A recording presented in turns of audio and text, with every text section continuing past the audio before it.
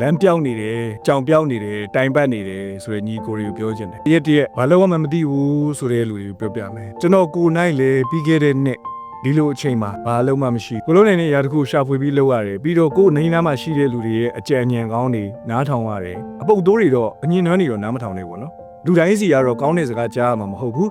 သူတို့စီကနေကောင်းတာတွေနဲ့ဆိုးတာတွေနဲ့ကိုရှင်တွဲပြီးကြားရမယ်အနည်းတမ်းကောင်းတာကြီးပဲတော့မမျော်လင့်နဲ့တခါလေကြာရင်လမ်းပြောက်တယ်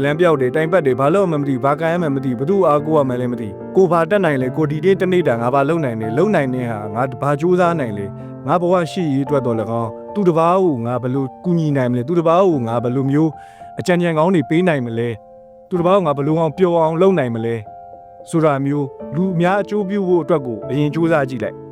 ကို့အတွက်ကိုဆိုတာကနောက်မှသူ့အတူဖြစ်လာလိမ့်မယ်လူတွေကတခါလေကြာလို့ရှိရင်သူတစ်ပါးအတွက်ကိုမစင်စားလိုက်တဲ့အချိန်မှာသူတို့ရဲ့အခွင့်အရေးတော်တော်များဆုံးရှုံးသွားတတ်ကြတယ်အဲ့တော့ပထမဦးဆုံးအနေနဲ့ဘာကိုစဉ်းစားစီခြင်းလဲဆိုတော့ငါအတွက်ဆိုတာကိုခဏလေးဘေးဖယ်ထားပြီးတော့ဘေးနားမှာရှိတဲ့လူတွေအတွက်ပတ်ဝန်းကျင်အတွက်ငါဘာအကျိုးပြုနိုင်မလဲဒီနေ့တရက်တန်ငါတို့ကိုစိတ်ပျော်ရွှင်အောင်တော့၎င်းဘာအကြံဉာဏ်ပေးနိုင်မလဲဘာ idea တွေပေးနိုင်မလဲဘယ်လိုမျိုးအကျိုးပြုနိုင်မလဲဆိုတာကိုစဉ်းစားလိုက်ကို့အတွက်ဆိုတာကနောက်ကနေသူ့အတူလိုက်လာလိမ့်ပြီးတော့နောက်တစ်ခုက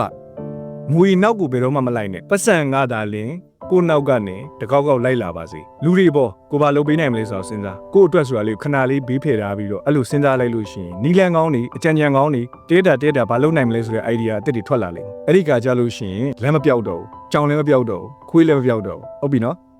အမြဲတမ်းအဲ့ဒါလေးကိုခေါင်းထဲထည့်ပြီးတော့စဉ်းစားထားပြီးလူတွေကတစ်ခါလေကျရင်ပြုံးနေဖို့မေ့တတ်တယ်အဲ့တော့အမြဲတမ်းပြုံးထားပြီးပါ